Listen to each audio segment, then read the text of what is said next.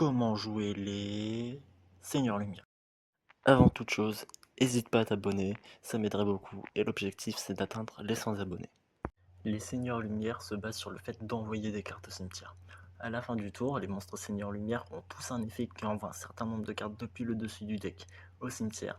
Et d'autres Seigneurs Lumière ont donc un effet qui joue avec le cimetière. Soit ils s'invoquent depuis le cimetière quand ils y sont envoyés, soit ils peuvent invoquer des monstres depuis le cimetière, etc. etc.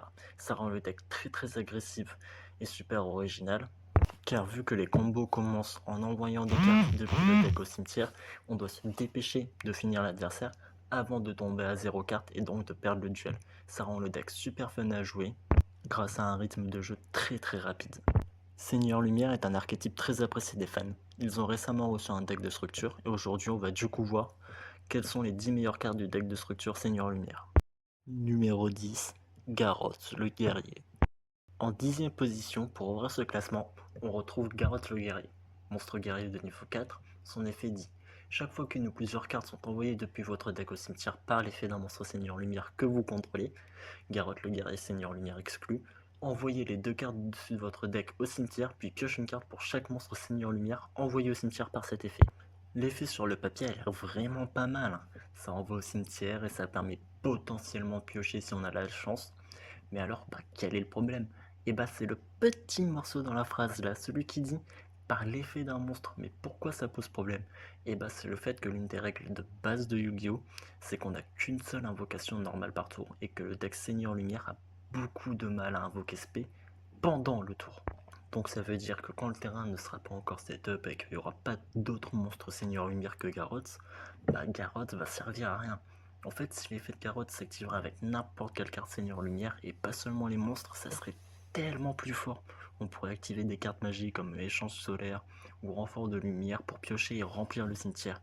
Mais vu que c'est uniquement les effets de monstres, si vous n'avez pas déjà des monstres Seigneur Lumière, Garroth ne sert à rien. Juste vous invoquez votre monstre, à la fin du tour, vous allez envoyer deux cartes depuis le dessus de votre deck au cimetière, et vous pourrez même pas piocher vu que vous pouvez piocher si c'est envoyé depuis le cimetière avec un monstre Seigneur Lumière autre que Garroth le guerrier.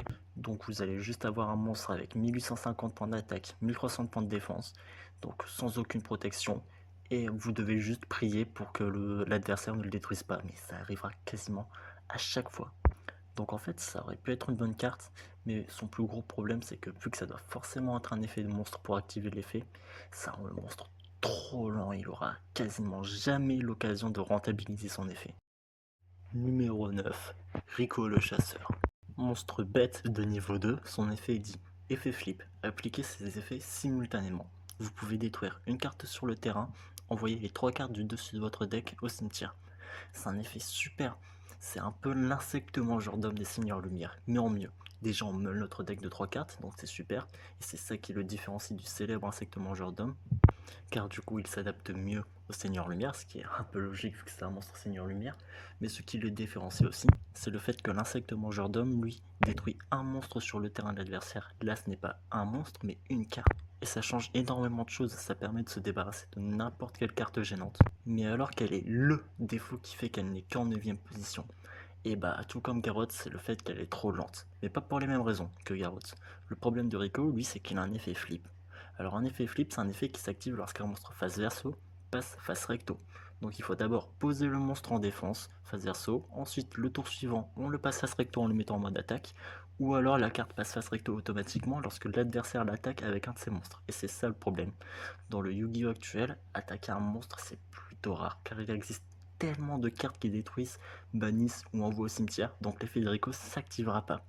C'est malheureusement pour ça que Rico n'est qu'en 9ème position. Et c'est malheureux car Rico n'est pas forcément si mauvaise que ça comme carte, elle est juste trop lente pour montrer son potentiel. Numéro 8, Wolf la bête. Gros monstre de niveau 4 avec 2100 d'attaque, son effet dit ni invocable normalement ni posable, uniquement invocable spécialement par un effet de carte et non invocable spécialement entre. Si cette carte est envoyée depuis votre deck au cimetière, invoquez-la spécialement. Ça peut être une énorme brique. Alors pourquoi il glisse? Eh bien c'est car soit Wolf est envoyé au cimetière et du coup c'est nickel, il peut activer son effet, soit vous l'avez dans la main et dans ce cas il aura le rôle de ressource.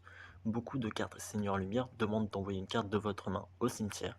Et donc si vous avez un Wolf dans votre main, vous pouvez l'envoyer sereinement au cimetière, plutôt que de devoir vous débarrasser d'une carte qui aurait pu être utile dans une situation.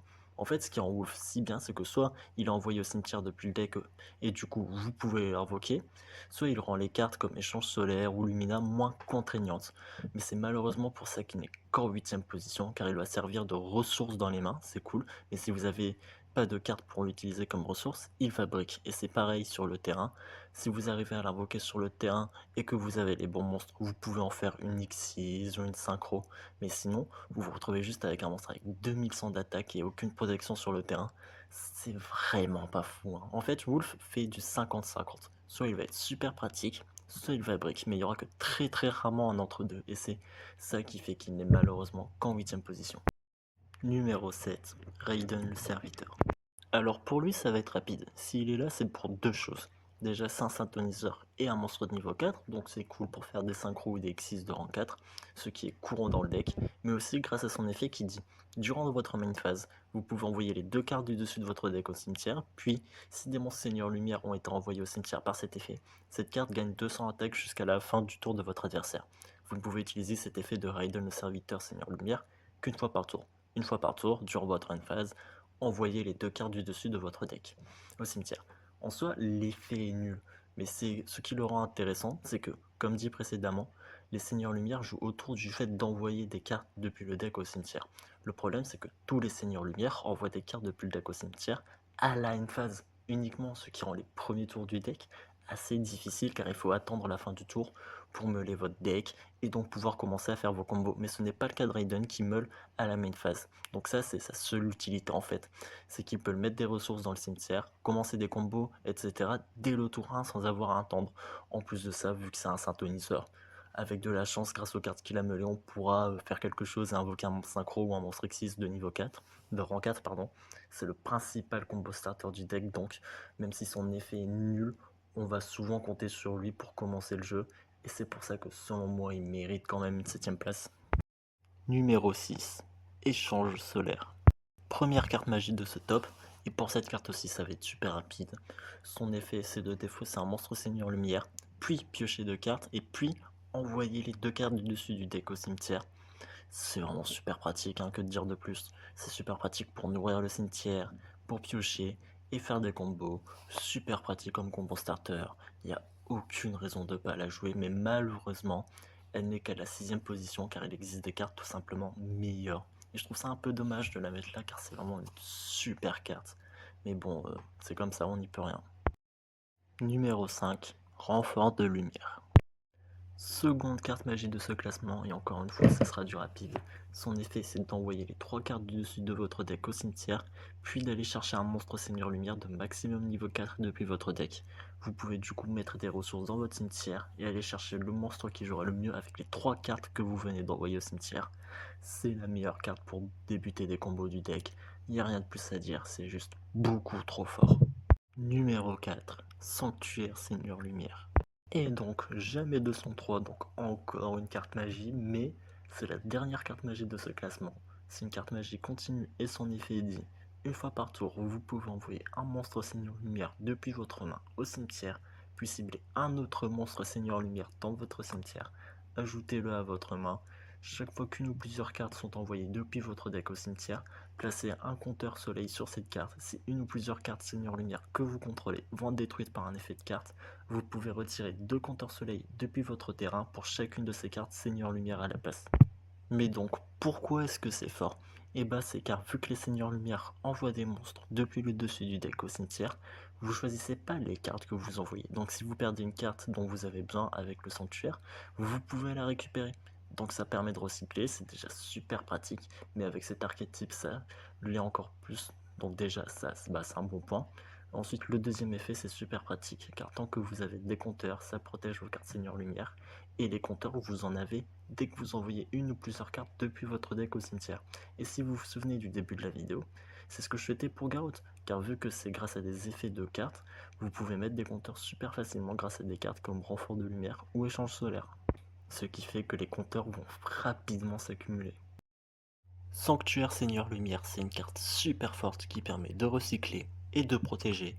Mais malheureusement pour elle, elle n'est pas suffisamment forte pour aller sur le podium, mais elle a néanmoins une place honorable à la 4e place de ce top. Numéro 3, Lumina l'invocatrice. Monstre à effet de niveau 3, son effet est dit.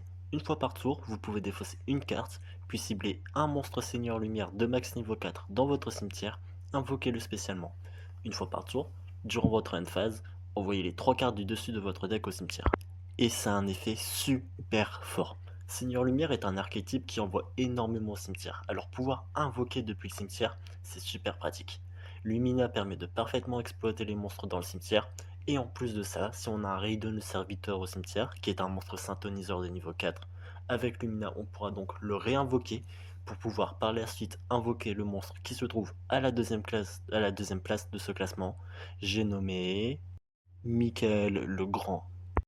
Monstre synchro de niveau 7, il a besoin d'un monstre synthoniseur et d'un monstre non synthoniseur lumière ou plus pour être invoqué. Il a 2600 d'attaque et 2000 points de défense. Il a un effet qui dit, une fois par tour, vous pouvez payer 1000 life points, puis cibler une carte sur le terrain, bannissez la cible. Lorsque cette carte est détruite, vous pouvez cibler un nombre de votre choix de monstres Seigneur Lumière dans votre cimetière, cette carte exclue, mélangez-les dans le deck et si vous le faites, vous gagnez 300 life points pour chaque carte envoyée.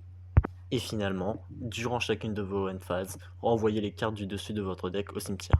Michael le Grand est le second boss monster de ce deck. Avec ses 2600 d'attaque, il peut taper plutôt fort, et en plus de ça, en échange de 1000 points de vie, il peut bannir n'importe quelle carte qui pourrait vous gêner, et donc vous laisser le champ libre pour attaquer. Et en plus de cela, si votre adversaire arrive à le détruire, il renvoie des monstres du cimetière au deck, et vous redonne des points de vie pour ne pas vous laisser sans rien. Il attaque et recycle, il n'y a pas grand chose à dire, à part qu'il est trop fort, et qu'il aurait largement mérité sa première place si le numéro 1 ne serait pas aussi puissant. Le numéro 1 d'ailleurs qui est le dragon du jugement. Le boss monster originel des Seigneurs Lumière, l'un des meilleurs dragons de Yu-Gi-Oh! Sur sa vidéo des 10 meilleurs dragons de Yu-Gi-Oh! Teromic l'a mis en 7ème place, c'est vous dire à quel point il peut être fort. Le dragon du jugement est un monstre dragon, jusque-là c'est facile à suivre, avec 3000 d'attaque et 2600 de défense. Il ne peut pas être invoqué ou posé normalement, et il ne peut être invoqué spécialement que d'une seule façon, qui est d'avoir 4 seigneurs lumière de noms différents dans le cimetière. C'est vraiment pas difficile à avoir, et ce qui est cool c'est que les 4 monstres qu'il faut avoir dans le cimetière, il ne les bannit pas ou il les renvoie pas dans le deck, non. Il les laisse là où ils sont. Donc si dans ta main t'as plusieurs dragons du jugement, tu peux les invoquer tous. Il est juste super simple à invoquer et il a un effet dévastateur.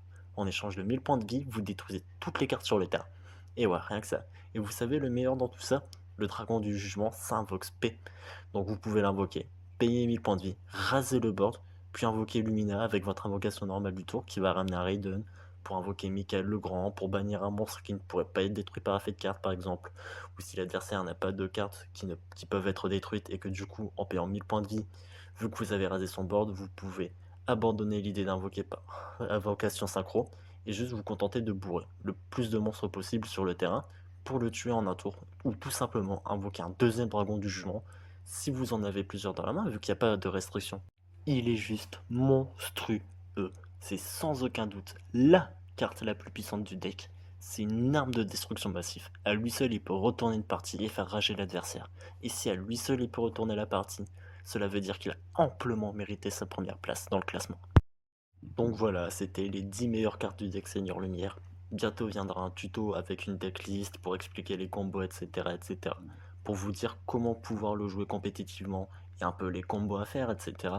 Donc en attendant, j'espère que cette vidéo vous a plu. Et abonnez-vous, on vise les 100 abonnés. Merci du visionnage.